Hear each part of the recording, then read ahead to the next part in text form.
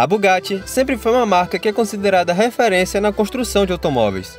Seus carros refinados e bem feitos sempre ditaram o que realmente seria um carro exclusivo. O carro que irei contar a história hoje para vocês não é diferente. Ele é robusto, refinado, veloz e muito exclusivo. São poucas marcas que podem dizer que Schumacher teve um exemplar deles. E a Bugatti tem esse privilégio. Hoje, nós vamos destrinchar o Bugatti EB110. Eu sou Arthur e esse é o Auto Apex.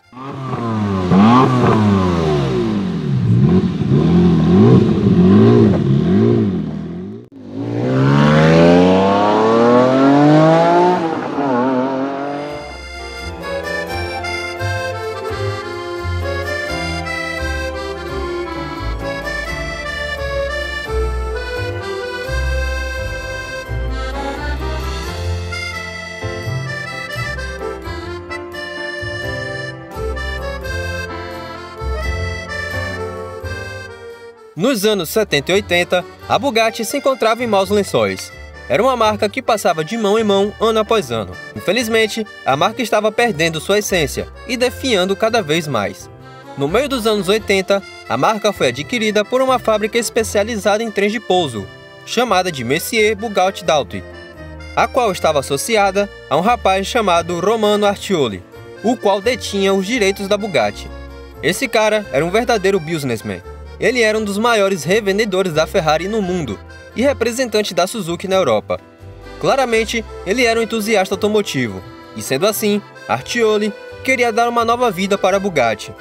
Mas ele não queria fazer isso de qualquer jeito. O primeiro passo de Artioli foi a construção de uma nova fábrica para cumprir seu objetivo. E para isso, ele conseguiu um grande espaço perto de Modena, na Itália, mais precisamente em Campo Galliano. Assim, nascia a Bugatti Automobile. Mas isso não era o suficiente para o plano de Artioli. E agora, faltava mais uma coisa: reunir uma equipe de peso. E o cara simplesmente apelou para todos os lados, do design à mecânica. O que a gente pode dizer é que, de fato, a ideia do EB110 não é do Romano Artioli, mas sim dos lendários Ferruccio Lamborghini, Paolo Stanzani e Marcello Gandini. Exatamente isso que você ouviu. O EB110 tem muito mais o DNA da Lamborghini do que da própria Bugatti.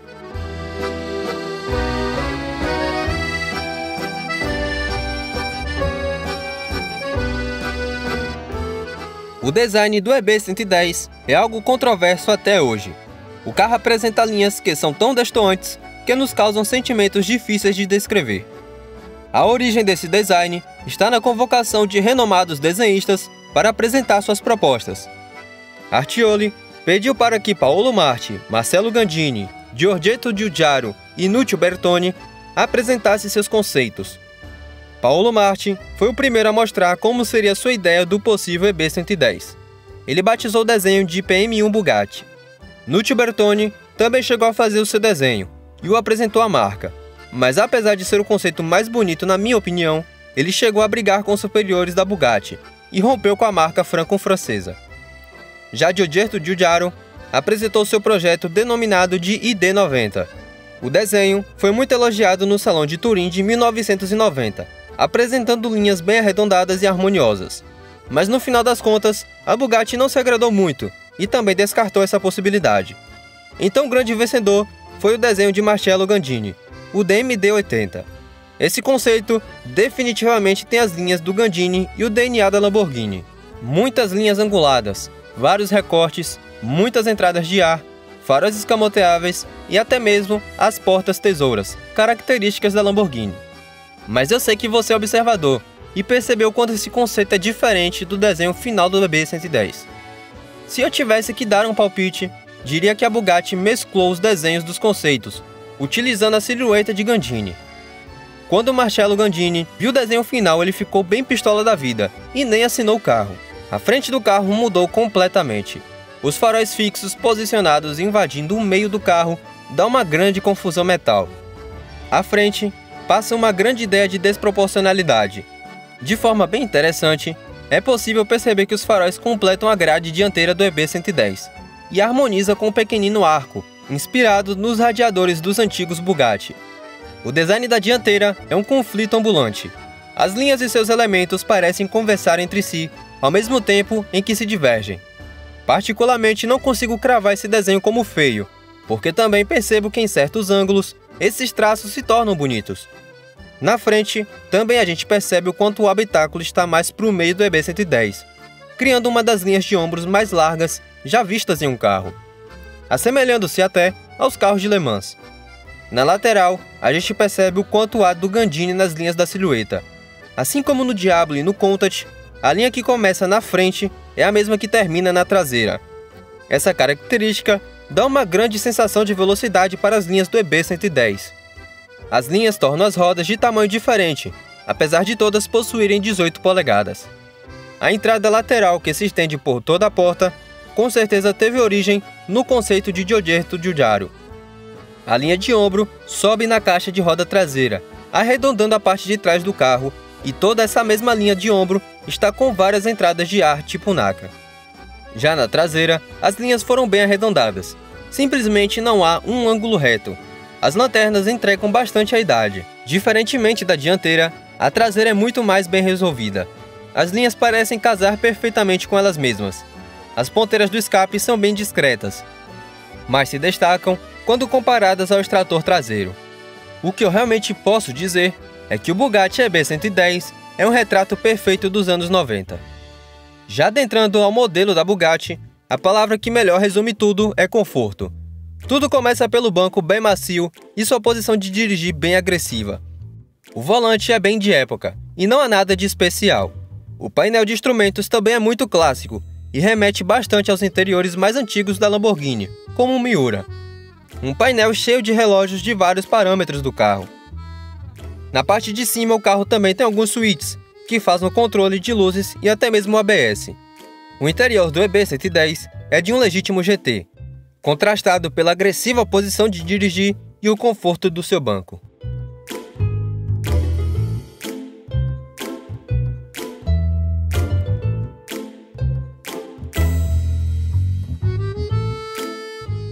Desde o início do projeto, a Bugatti queria aliviar o máximo de peso possível. Sua intenção era de produzir um carro que pesasse no máximo 1.200 kg. Mas a Bugatti falhou miseravelmente, e o EB110 acabou tendo o peso de 1.620 kg. Mas isso teria sido ainda mais desastroso caso a Bugatti não tivesse produzido o chassi do EB110 em conjunto com a Aerospatiale, uma renomada empresa especializada em materiais compósitos usados em aviação. Inclusive, a Aerospatiale foi uma das partes do consórcio entre ela e a British Aircraft Corporation, no intuito de produzir um avião supersônico, o maravilhoso e magnífico Concorde. Não tem jeito, é quase uma regra. Quem gosta de carros também ama aviões. A engenharia envolvida em aviões e carros é quase perfeita. Mas voltando à nossa história, dá para perceber que a Bugatti escolheu a melhor empresa para construir o seu avião de 4 rodas. O chassi é concebido em um compósito de fibra de carbono, o que permitia alta rigidez ao carro e ainda proporcionava baixo peso. Hoje pode parecer praxe algo assim, mas em 1990, a fibra de carbono era pura novidade, uma novidade cara e exclusiva. A carroceria do EB110 é de alumínio e foi pensada para ser somente uma casca aerodinâmica, sem nenhuma função estrutural. O resultado disso é uma excelente aerodinâmica, de 0,29. Sempre bom lembrar que um coeficiente aerodinâmico de 0,3 é de nível aeronáutico, ou seja, o EB110 tinha 0,29 de coeficiente aerodinâmico em 1991. Se isso não te impressiona, você morreu por dentro, sinto muito. A construção do carro se assemelha muito à de um avião. A estrutura bem forte fornece rigidez e as linhas em alumínio fornecem aerodinâmica. E agora, é hora de falar o que essa magnífica casca esconde debaixo dela.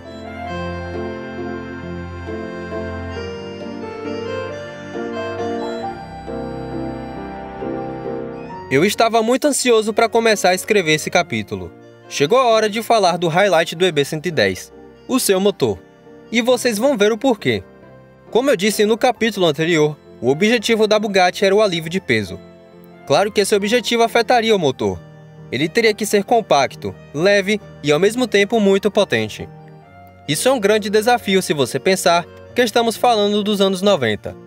Os responsáveis por cumprir esse desafio eram Nicola Materazzi e o atual diretor técnico da Lamborghini, Maurizio Reggiani. Os dois decidiram que o melhor caminho era o de projetar um motor totalmente novo.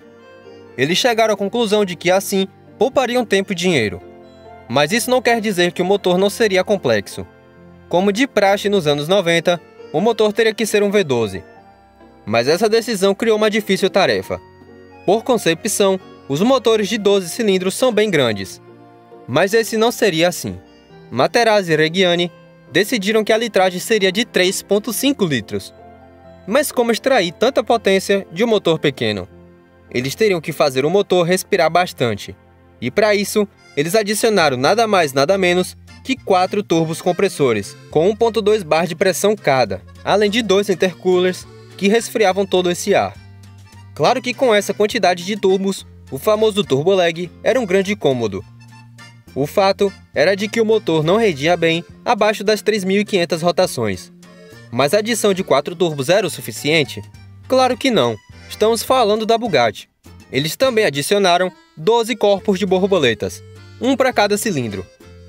E cada cilindro ainda tinha 5 válvulas, 2 de admissão e 3 de exaustão. Esse motor não podia reclamar de falta de ar.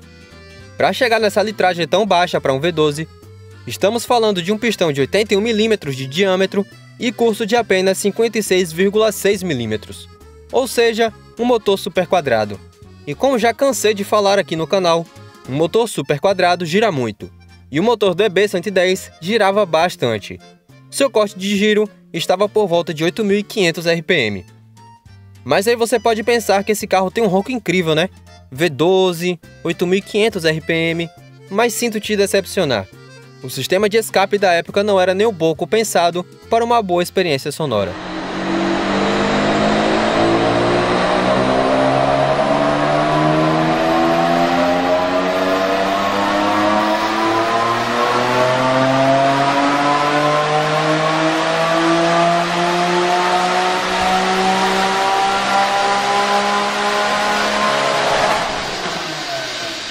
Agora vamos falar um pouco sobre números.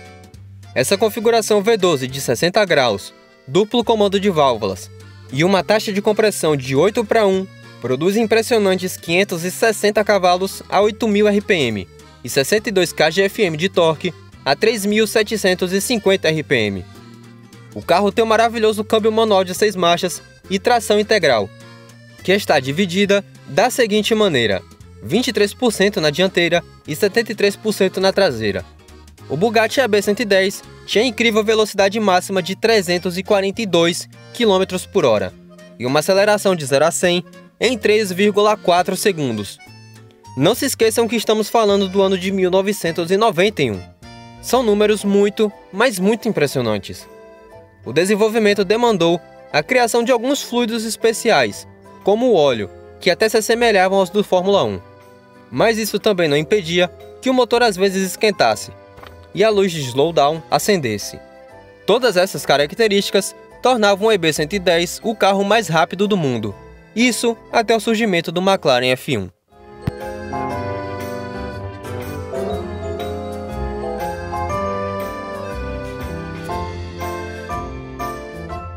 Infelizmente, o EB110 era o carro certo nos tempos errados. Em 1991, quando lançado, ele fez muito barulho pelo seu design e mecânica. A primeira versão, o EB110 GT, foi um carro bastante elogiado e aclamado. Mas apesar de todas as suas características incríveis, as vendas do GT não foram nada animadoras, o que também não desmotivou Artioli, que seguiu em frente com o projeto. Algum tempo mais tarde, era lançado o EB110 Super Sport, um carro mais leve, mais potente e mais rápido. Essa versão teve apenas 30 unidades produzidas, e algumas outras convertidas de GT para Super Sport. Apesar das melhorias, as vendas continuaram baixas, sendo que o exemplar mais famoso foi o EB110 amarelo adquirido por Michael Schumacher. A compra gerou muito marketing positivo, mas isso também não foi suficiente. Em 1993, a Bugatti se encontrava em uma terrível crise financeira. Na tentativa de salvar a marca, Romano Artioli comprou a Lotus, na expectativa de que receberia novos investimentos. Ideia que não se concretizou, e só terminou de afundar a marca. Mas apesar do calvário, o modelo EB110 não foi ameaçado. Algum tempo depois desses acontecimentos, mais precisamente em 1995, a Daewoo Sportwagen comprou o que restava da fábrica da Bugatti. Nessa compra, estavam envolvidos alguns modelos do EB110, que estavam no meio da linha de montagem da fábrica. E já que a Daewoo estava ali, por que não terminar esses modelos inacabados? A Daewoo ainda fez melhorias no projeto, simplificando algumas partes do carro, e a maior evolução foi a substituição da carroceria de alumínio por fibra de carbono. Isso aliviava o peso em 140 kg. Quanto ao motor, a Daewoo também promoveu melhorias, e a principal delas foi o aprimoramento dos turbos, que quase eliminaram o turbolag, e também o remapeamento do motor, que agora poderia render absurdos 710 cavalos e atingir 351 km por hora. Simplesmente um avião voando baixo. Mas a Daewoo ainda não estava satisfeita e remapeou o motor mais uma vez. E agora o V12 quadriturbo poderia produzir um absurdo de 880 cavalos de potência. Essa versão nunca foi posta à prova, mas a estimativa era de que ela poderia chegar a 370 km por hora. Essas versões que foram acabadas pela Daewoo recebem o nome de Daewoo EB110. E cada uma dessas versões são disputadas à tapa e, claro, muito caras. Como sabemos, em 1998, a Bugatti foi comprada pela Volkswagen. Mas a Daewoo ainda tinha inúmeras peças do carro, até 2008, quando vendeu todas para uma empresa alemã, que ainda podia oferecer peças de reposição. O chassi do EB110 ainda deu origem a um filho bastardo, criado por uma empresa chamada B Engineering, onde o B era a abreviação de Bugatti. A empresa criada por Jean-Marc Borel, que foi vice-presidente da Bugatti, Nicolas Materazzi, o responsável pelo motor do EB110, e o careca preferido de todos, Christian von Koenigsegg, foi responsável pela criação do Adonis. Esse patinho feio aí, que também tinha um V12 do EB110, mas sem sua tração integral. Mas enfim, esse carro é assunto para outro vídeo.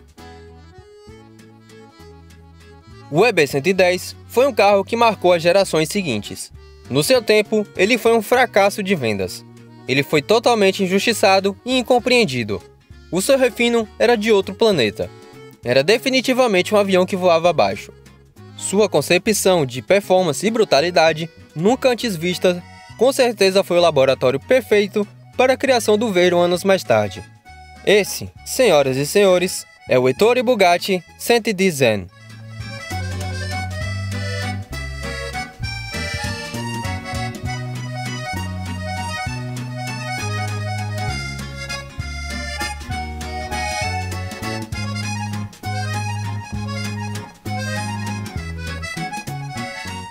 Chegamos ao final de mais um vídeo, e quero te agradecer por assistir até aqui. Eu queria muito ler sua opinião aqui abaixo nos comentários. Me conta aí o que você acha do EB110. Você gosta dele? Você acha que ele foi injustiçado na sua época? Aproveita e considere se inscrever no canal. Estamos perto dos 1000 inscritos, e isso é algo simplesmente sensacional. Mas enfim, eu sou Arthur e te vejo na linha de chegada.